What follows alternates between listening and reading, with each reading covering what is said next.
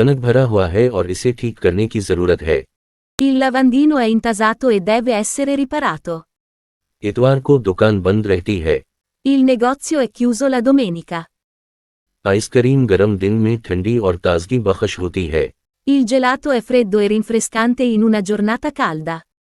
वो रंगीन मार्कर के साथ गहरा करना पसंद करती है। Le piace disegnare con pennarelli colorati.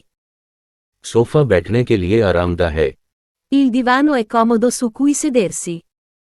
दूसरों की मदद के लिए इसके इक़दाम काबिल तारीफ हैं।